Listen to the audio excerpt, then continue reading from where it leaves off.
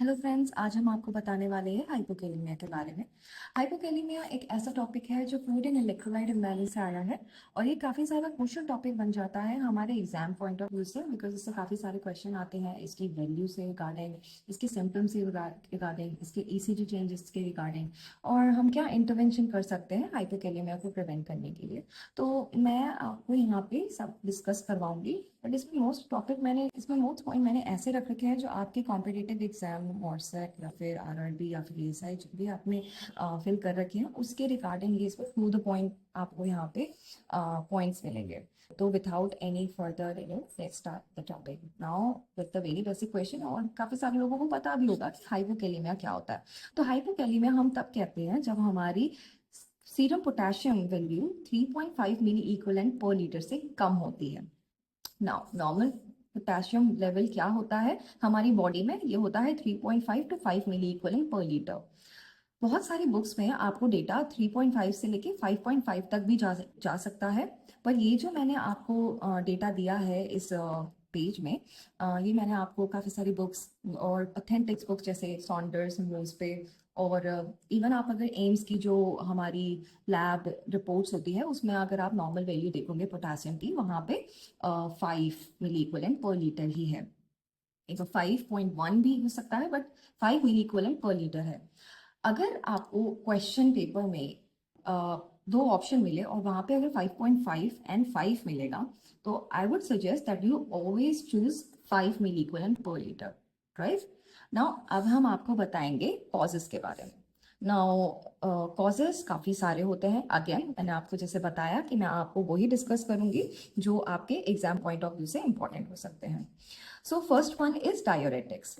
तो डायोरेटिक्स का हमें पता है ये हमारा करता है इंक्रीज यूरिन आउटपुट। तो इंक्रीज अगर ज्यादा होगा हमारा यूरिन आउटपुट तो there are more chances of potassium loss. तो ज्यादा से ज्यादा पोटेशियम लॉस होगा जिसकी वजह से हमें हाइपोकैलेमिया देखने को मिलेगा। Now second one is aldosterone. Body में अगर ज्यादा एल्डोस्टेरोन है तो हमारा पोटेशियम एक्सक्रीशन ज्यादा होगा ना। एल्डोस्टेरोन का फंक्शन क्या होता है? मेनली एल्डोस्टेरोन का मेन फंक्शन तो ये होता है कि वो हमारा बीपी कंट्रोल में बहुत हेल्प करता है, स्पेशली जब हाइपोटेंशन होता है। हाइपोटेंशन में ये एल्डोस्टेरोन रोल प्ले करेगा एंड वहां पे हमारा सोडियम को वो बहुत सेव करने की कोशिश करेगा। जस्ट बिकॉज वो सोडियम को सेव करेगा इसीलिए बहुत ज्यादा पोटेशियम एक्सक्रीट आउट करेगा। Sodium and potassium are always inversely proportional to each other, आपको ये हमेशा याद रखना है। So sodium is inversely proportional to potassium. तो इस वाले मोटो को आप हमेशा याद रखना, जहां पे सोडियम ज्यादा है वहां पे पोटेशियम कम होगा। Now corticosteroid. कॉर्टिकोस्टेरॉइड जैसे हमारे कुशिंग सिंड्रोम में बहुत ज्यादा देखने को मिलता है। कुशिंग सिंड्रोम में हमारे कॉर्टिकोस्टेरॉइड्स की वैल्यू काफी ज्यादा हो जाती है। नाउ कॉर्टिकोस्टेरॉइड एकदम मिमिक करता है एल्डोस्टेरॉन को।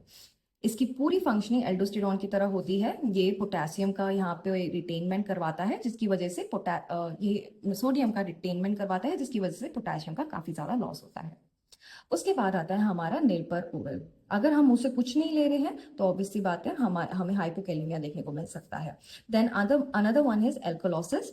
नाउ एल्कोलोसिस एक ऐसी कंडीशन होती है जहां पे हमारे ब्लड पीएच वैल्यू ज्यादा हो जाती है। Now normal value of blood pH is 7.35 to 7.45। अगर ये इससे ज्यादा होता है तब हम उस कंडीशन को एल्कोलोसिस कहते हैं।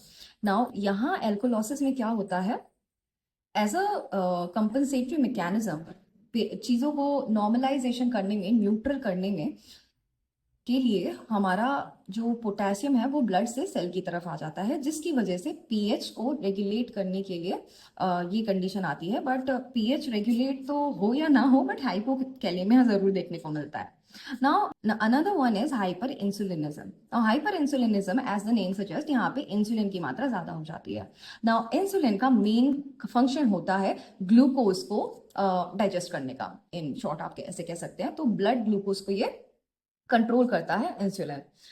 नाउ इंसुलिन वर्क कैसे करता है? मेन काम इंसुलिन का होता है कि वो पोटेशियम को सेल में लेके जाता है, और अगर बहुत ज्यादा इंसुलिन हमारी बॉडी में रहेगा तो हमें हाइपोकैलेमिया देखने को मिलेगा, जस्ट बिकॉज बहुत सारी पोटेशियम एक पॉइंट ऑफ टाइम एक साथ सेल में ट्रांसफर इन होगी।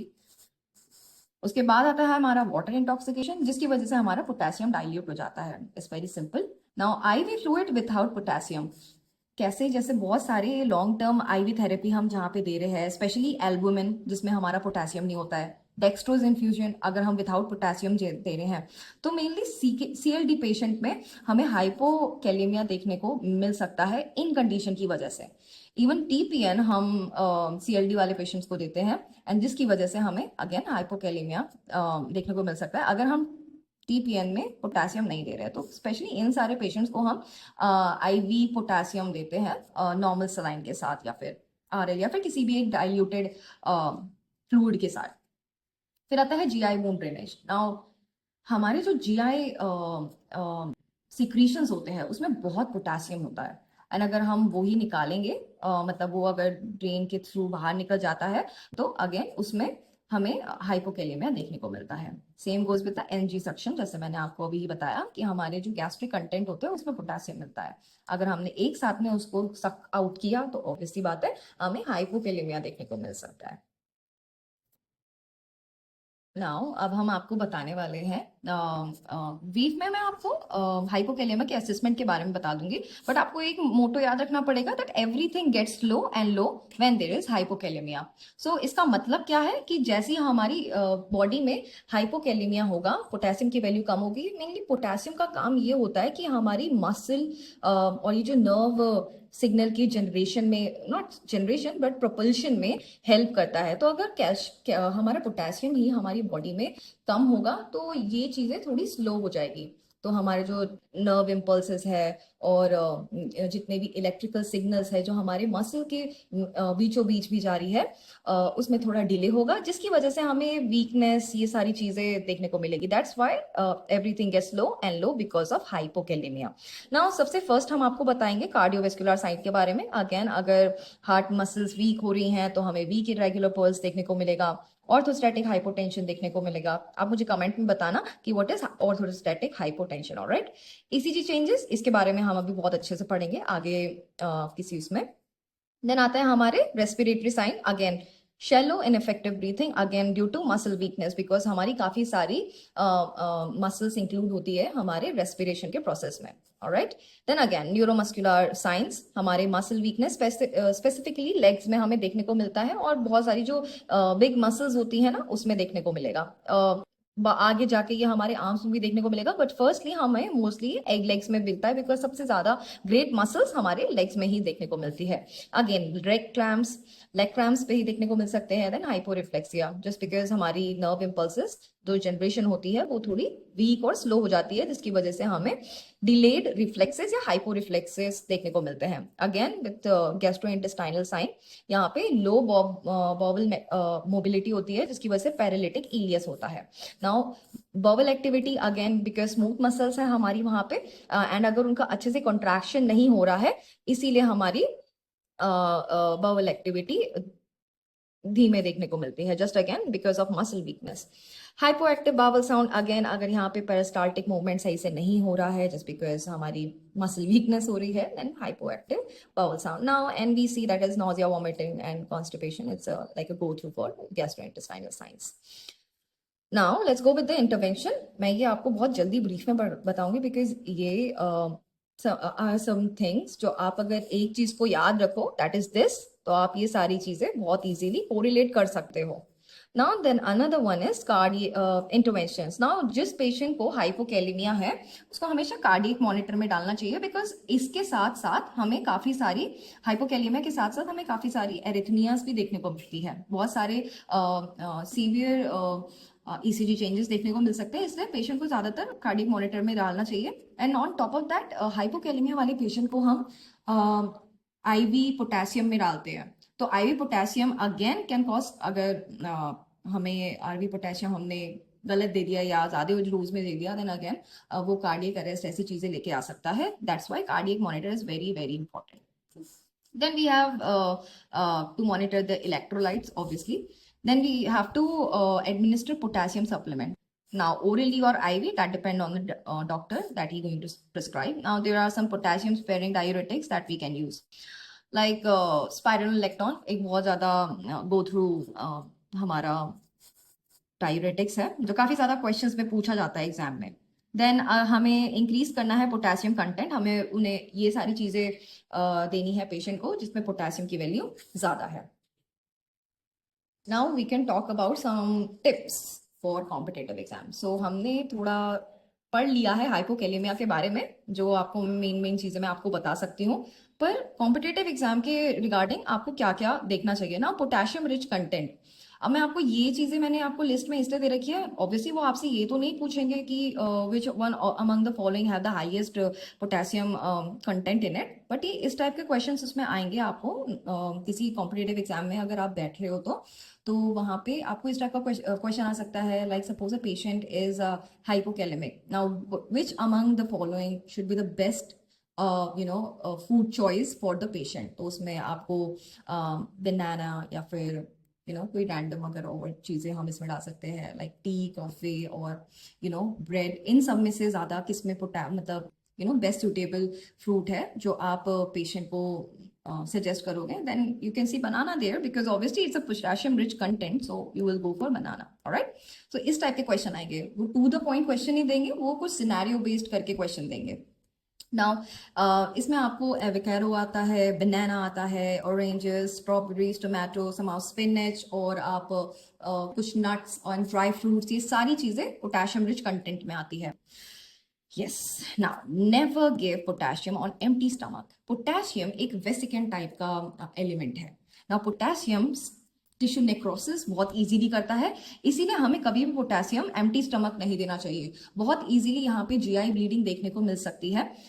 That's why potassium should not be given on empty stomach. Now, always give potassium with food or after meal. Alright? और अगर हम पेशेंट को लिक्विड पोटेशियम दे रहे हैं तो इसका एक अनप्लीजेंट टेस्ट होता है। जैसे हम बताते हैं, जब हम आयरन को देते हैं, स्पेशली आयरन सिरप्स हम दे रहे होते हैं, तो हमें उससे हमें स्ट्रॉ यूज करना चाहिए when patient have to take iron syrup. तो इसी तरह इसका भी एक ये लॉजिक है कि पोटेशियम को हम हमेशा जूस के साथ या फिर किसी स्वीटनर के साथ दे सकते हैं। It should be always complimented with these things. Then discontinue oral potassium at patient complaint of abdominal distension, nausea, vomiting, GI bleed. So again, जैसे मैंने आपको यहाँ बताया था कि हमें कभी भी पोटेशियम एम्प्टी स्टमक में नहीं देना चाहिए। ये सारी चीजें बहुत इजीली देखने को मिल सकती है उसमें, जस्ट बिकॉज यहाँ पे हमने बताया जैसे पोटेशियम एक वेसिकेंट टाइप का एलिमेंट है। Now use infusion pump for IV potassium. It's a very very important thing for every person like who is going to be a medical practitioner, या फिर वो अगर नर्सेज है या वो स्टूडेंट नर्स है, और अगर आपको किसी ने बोल दिया कि हाँ आपको आईवी पोटेशियम लगा रहे हो, so never ever give it as a direct push, not even 10 ml के साथ डाइल्यूटेड और 20 ml, it always given with a diluted fluid like NS। ठीक है, क्योंकि अगर हमने यहाँ पे आईवी पुश के साथ एकदम दिया तो यहाँ पे पेशेंट के बहुत इजीली चांसेस है कार्डियक अरेस्ट होने के, and this is the reason why it is avoided. So never ever give potassium directly or in an IV push. So it always given in a infusion pump with the flow rate हम कितना set कर सकते हैं 10 to 20 milliequivalent per hour के हिसाब से, और mostly वो हमारे डॉक्टर्स सजेस्ट कर ही देते हैं। Now never give IV potassium by IV push, मैंने आपको बताया क्यों, because of cardiac arrest, and again IM और सबक्यूटेनियस नहीं देते हैं टिश्यू डैमेज की वजह से, बिकॉज आपको मैंने अगेन यही बोला था, it's a vesicant type of element, it can cause tissue necrosis very easily. Now give potassium in diluted fluids, like हम हमेशा इसको डाइल्यूशन में देंगे, like 500 bottle of 500 ml of normal saline 0.9%. Now potassium sparing diuretics के बारे में हम आपको बता सकते हैं, जैसे spironolactone और amilorides, ये हमारे ब्लॉक करते हैं एल्डोस्टेरोन को। तो ये सारे बेसिक चीजें मैंने आपको बता दी है जो आपको कॉम्पिटेटिव एग्जाम में देखने को मिल सकते हैं पोटेशियम के रिगार्डिंग। आप चाहे तो इसकी स्क्रीनशॉट भी ले सकते हैं। राइट, नाउ मेन इंपॉर्टेंट चीज जिससे काफी सारे क्वेश्चन बनते हैं वो है हाइपोकैलेमिक ECG। जैसे मैंने यहाँ पे एक आपको पिक्चर बना के दिखा रखी है। सो यहाँ पे मोस्टली क्या होगा, ये P वेव, ये QRS, ये T वेव और ये U वेव। तो एक नॉर्मल वेव ऑफ ECG की अगर हम देखते हैं वो कुछ इस तरह बनती है। ये हमारी U वेव है, ये QRS कॉम्प्लेक्स है, एंड ये हमारा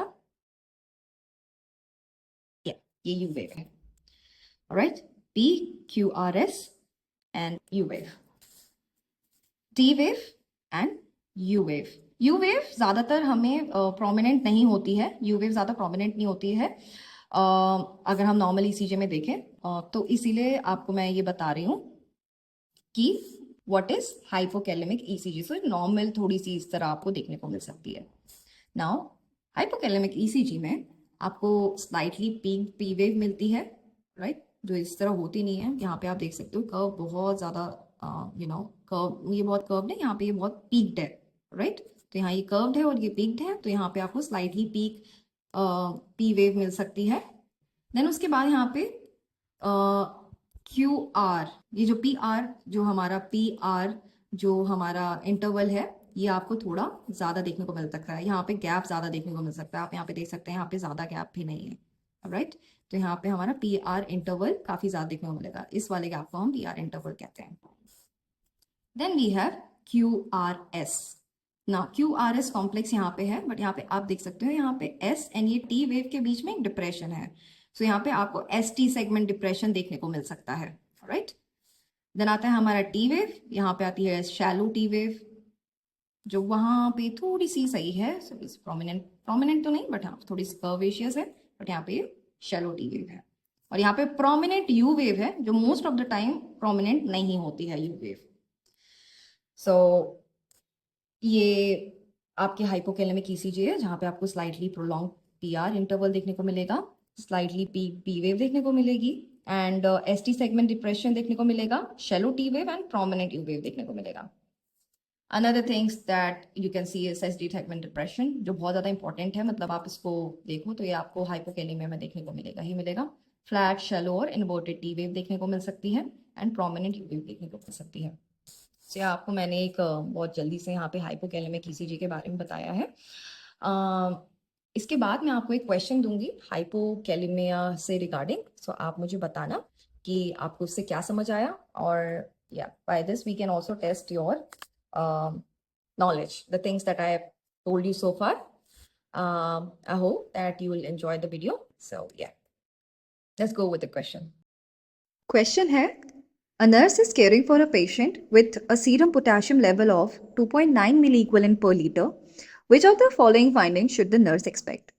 First है hyperactive bowel sound, option B है muscle weakness, option C है tall peaked T waves, and option D है bradycardia with pounding pulse. आप अपने आंसर कमेंट सेक्शन में पक्का देना, एंड मुझे टॉपिक सजेस्ट करना जो मैं नेक्स्ट वीडियो में आपको एक्सप्लेन कर सकूं। सब्सक्राइब कीजिए हमारे चैनल को द नर्सेस शॉट। मिलते हैं एक और नई वीडियो के साथ, तब तक के लिए good bye and take care.